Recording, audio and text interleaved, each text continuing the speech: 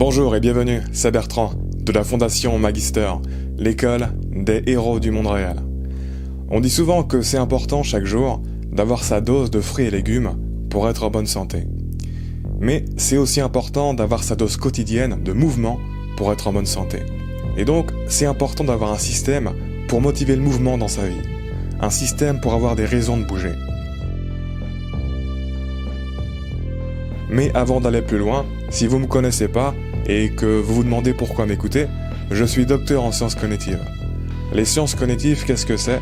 C'est grosso modo l'étude moderne du fonctionnement de l'esprit. Ça ne veut pas dire que tout ce que je dis est forcément vrai.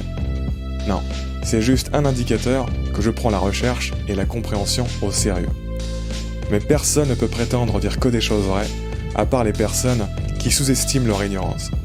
Vous devez toujours garder un esprit critique. Je suis également passionné d'arts martiaux et du bon fonctionnement du corps et ses relations avec l'esprit. Et c'est de ça qu'on va parler dans cet épisode. On entend souvent dire que faire de l'exercice physique, ça booste notre humeur et notre énergie. Mais en fait, ce n'est pas tellement vrai. En fait, c'est plutôt que quand on ne bouge pas, on entre dans une forme légère de déprime. On est diminué. Notre corps s'éteint. Si tu ne donnes pas de raison à ton corps de rester allumé et en bonne forme, il ne va pas se maintenir. Il va entrer dans une forme d'hibernation.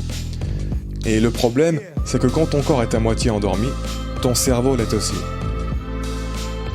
Et à notre époque, la plupart des personnes ont beaucoup de périodes dans leur journée où ils ne bougent pratiquement pas. Et ce n'est pas bon du tout. C'est toxique. Ce n'est pas mieux que de manger régulièrement de la malbouffe ou que de fumer régulièrement par exemple. Parce qu'on a besoin de mouvement pour que certains processus fonctionnent normalement, notamment au niveau élimination. Par exemple, la circulation lymphatique ne fonctionne pas du tout correctement si tu ne bouges pas ton corps dans la journée, parce qu'elle n'est pas pompée par le cœur. Et de toute façon, le cœur lui-même n'est pas au top quand il n'est pas stimulé. Et donc, la circulation sanguine aussi est affectée. Si tu veux être régulièrement éveillé, déterminé, productif, passionné, créatif et de bonne humeur dans ta vie, tu ne peux juste pas te passer de faire de l'exercice régulier. Peu importe quel système de mouvement tu utilises, il t'en faut un dans ta vie si tu veux te maintenir à ton meilleur. Vous savez, parfois, je reçois des messages pour savoir pourquoi on devrait écouter ce que je dis, qu'est-ce qui prouve que je m'y connais mieux qu'un autre. Ma réponse est toujours, utilisez votre esprit critique, analysez et testez mes conseils. Si vous avez besoin d'une preuve sociale pour évaluer et juger la valeur de ce que quelqu'un dit, vous êtes mal barré. Parce que, de 1, ça veut dire que vous allez aveuglément accorder du crédit à des personnes bidons juste parce qu'elles sont connues. Vous allez vous faire bullshiter le cerveau. Et de 2, ça veut surtout dire que votre esprit n'est pas assez ouvert et que votre manière de filtrer, traiter et évaluer les informations ne fonctionne pas d'une manière efficace et objective pour extraire de la connaissance et tirer parti de ces informations. Mais si vous voulez des raisons plus précises pour justifier que je sais de quoi je parle, durant ces 3 dernières années, j'ai mené à bien mon doctorat de sciences cognitives, j'ai écrit une thèse, j'ai donné des cours, j'ai encadré des étudiants, j'ai lu des centaines d'articles scientifiques, j'ai lu des centaines de livres et j'ai développé cette chaîne. Pour cette chaîne, j'ai écrit 600 scripts d'épisodes. J'en ai tourné et publié pratiquement 200. Ce qui m'a demandé beaucoup de pratique parce que parler, c'était pas mon fort. Ma thèse est construite sur un sujet original et personnel, ce qui est plus l'exception que la norme pour une thèse moderne. Parce que pour réussir à faire ça, tu dois être très convaincant dès la fin de ton master. Elle contient 6 expérimentations utilisant des paradigmes complètement originaux. Et si tu regardes le niveau de programmation des expérimentations, tu verras que c'est très largement au-dessus de ce qui se fait habituellement. Niveau programmation, c'est dans le top 1% de ce qui se fait en psychologie. Bref, tout ça pour dire que niveau concentration, productivité mentale et créativité, je suis bien rodé. J'ai très peu de baisse de régime. La raison principale étant que je sais me garder éveillé. J'ai une compréhension avancée de ce qu'on appelle l'état de flow, à savoir l'état de conscience et de concentration dans lequel on se sent à notre meilleur et on performe à notre meilleur. Je sais comment ça marche au niveau des neurotransmetteurs à l'intérieur du cerveau, je sais quels déclencheurs l'activent et le maintiennent dans notre vie, etc. Et donc, j'adapte mes stratégies de vie pour maximiser l'émergence et le maintien de cet état de flow. Et l'un des éléments cruciaux qui me permet de maximiser le flow dans ma vie, c'est l'exercice physique. Je suis pas juste un geek qui reste coincé dans sa tête. Parce que si je restais coincé dans ma tête, je ne pourrais plus utiliser aussi bien ma tête. Le problème de la plupart des intellectuels de nos jours, c'est qu'ils sont coincés dans leur tête, déconnectés de leur corps, déconnectés de leur bestialité. Si tu veux devenir une bête, il faut la réveiller. Tout ce qui est drive, motivation, énergie, ça se joue essentiellement dans les parties primitives et animales du cerveau. Et le meilleur moyen de stimuler ces parties-là, c'est à travers l'expression du corps. Tu peux difficilement l'invoquer à travers la pensée.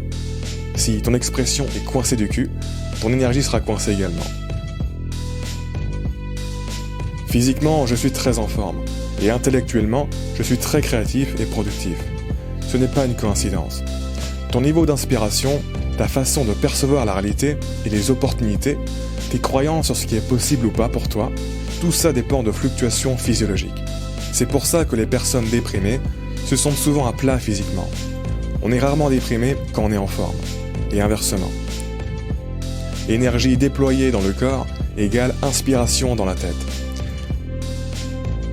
Le problème de beaucoup de gens, c'est qu'ils croient que c'est binaire. Ils croient que la déprime est un état à part.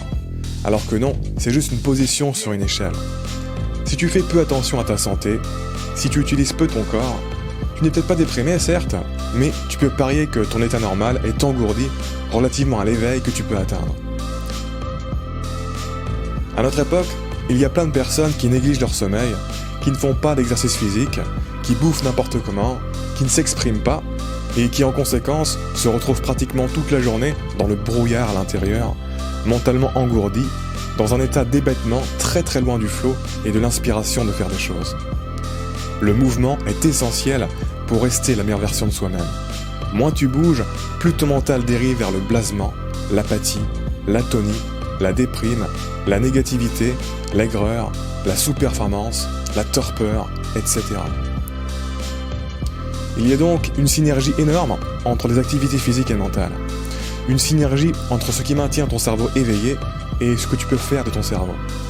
Je veux dire, rien que de prendre du café suffit à certaines personnes pour passer en mode inspiration et productivité et faire plein de choses dans leur journée. Comme pour la méditation, beaucoup de personnes se disent « Ouais, mais j'ai pas le temps de faire du sport ». Mais c'est de la bêtise, parce que ça part du principe que le temps est une ressource stable, alors que c'est pas du tout le cas. 2 heures dans un état de flow, dans un état de haute conscience, peuvent être plus productives que 10 heures dans un état de conscience moyen. Et donc, comme je vous le disais au début de cette vidéo, c'est important d'avoir au moins un système dans sa vie pour motiver le mouvement. Un système pour avoir des raisons de bouger. C'est à chacun de trouver le système qui lui convient. Personnellement, il y a beaucoup de choses qui ne me conviennent pas. Par exemple, je ne comprends pas comment certaines personnes peuvent courir régulièrement. Je trouve ça beaucoup trop ennuyant pour pouvoir garder ça sur le long terme dans ma vie. Mentalement, ça ne me convient pas. C'est inconcevable que j'en fasse régulièrement plus d'1 mois d'affilée. Mais c'est pas grave car je remplis ma dose de mouvement par la boxe pied-point et par le kung-fu. Ça me stimule mentalement. Je fais aussi de la musculation, mais je considère pas ça comme une source de mouvement. Le corps ne bouge pas assez et c'est pas assez aérobique. Je vous conseille aussi de faire de la musculation, c'est bon pour la santé physique et mentale, mais pour d'autres raisons que l'apport en mouvement. Bref, tout ça pour annoncer que je vais justement commencer à faire des vidéos de Kung Fu sur cette chaîne, dans lesquelles on va apprendre un mouvement par vidéo pour que ça soit accessible. Cela dit, notez bien que le Kung Fu, ce n'est pas pour se battre. Il faut plus voir ça comme une forme particulière d'expression du corps, de gymnastique et de danse, que comme une forme d'entraînement au combat. Certes, ça va indirectement aider pour le combat, car vous serez beaucoup plus en possession de votre corps, mais c'est tout. Ça va pas vous aider plus que ça. Si vous voulez apprendre à combattre, il faut apprendre une forme de boxe pied-point qui va à l'essentiel. Tout le reste, pour moi, c'est du bullshit en comparaison. Y compris la self-défense, bien sûr. Du coup, avec ce type de vidéo, je vais vous proposer un système pour avoir une raison de faire des mouvements. Mon but n'est pas de faire de vous des experts en Kung Fu qui ont une exécution parfaite des mouvements traditionnels. Je me considère moi-même être très loin d'un modèle idéal, parce que ça ne m'a jamais vraiment intéressé d'apprendre plein de séquences de mouvements comme ça, vu que ça ne sert pas vraiment à se battre. C'est pas pour le kung-fu que je fais ça, c'est pour promouvoir le mouvement. Il y aura donc probablement plein d'imprécisions dans les mouvements de kung-fu que je vous montrerai. Mais franchement, on s'en fout. Le but n'est pas de devenir de parfaits modèles des mouvements traditionnels. Le but est d'apprendre, de bouger et de comprendre l'importance de bouger et de développer le contrôle de son corps. Les avantages du kung-fu, c'est déjà qu'on peut le pratiquer à plusieurs intensités. On peut moduler l'expression. On peut pratiquer calmement et posément pour s'échauffer, pour apprendre et pour les jours où on est fatigué. Et on peut pratiquer plus brutalement et de manière explosive pour réveiller l'énergie et tirer sur l'organisme. Quand on y met de l'intensité, non seulement ça fait bien travailler le corps, mais en plus ça éveille l'esprit combatif. Aussi, étant donné le langage du corps et le retour que ça a sur le cerveau, ça aide à développer sa confiance en soi, à se sentir plus fort, plus en contrôle, etc. Donc ça peut être très efficace pour se débarrasser de certains troubles mentaux, certaines anxiétés qui sont liées à un manque de possession de votre corps. Je pense que beaucoup de personnes de nos jours ont des problèmes mentaux à cause de ça. La connexion avec leur corps est complètement pourrie. Et pour mieux comprendre pourquoi, je vous invite à regarder les épisodes 92 et 93 sur le langage du corps. Sur ce, on s'arrête là pour aujourd'hui. La première vidéo de Kung Fu devrait arriver assez rapidement. On y verra le premier mouvement et de vidéo en vidéo, on apprendra de nouveaux mouvements qui s'enchaînent derrière. Je veux vraiment rendre ça accessible pour minimiser la friction mentale. Encore une fois, il n'y a aucune prétention de devenir des experts en Kung Fu. Le but de ces vidéos sera avant tout de promouvoir l'importance de bouger. Car beaucoup de gens à notre époque ont vraiment besoin de réaliser à quel point c'est important. Actuellement, on est dans une certaine crise de la sédentarité et de la déconnexion avec le corps. Donc, les buts primordiaux de ces vidéos, ce sera juste de bouger et de se reconnecter avec son corps et aux parties primitives de son cerveau. Ce qui manque à beaucoup de personnes. En attendant la prochaine vidéo, si vous ne l'avez pas lu, j'ai publié un nouvel article exclusif sur le blog de la chaîne. Je vous mets le lien en dessous en commentaire. Comme d'habitude, je vous invite à vous abonner si ce n'est pas déjà fait, à partager cette vidéo et laisser un pouce bleu si vous l'avez apprécié. Ça m'aide pour la visibilité. Quoi qu'il en soit, je vous remercie de m'avoir écouté jusqu'au bout et je vous dis à très bientôt pour la prochaine vidéo. Ciao!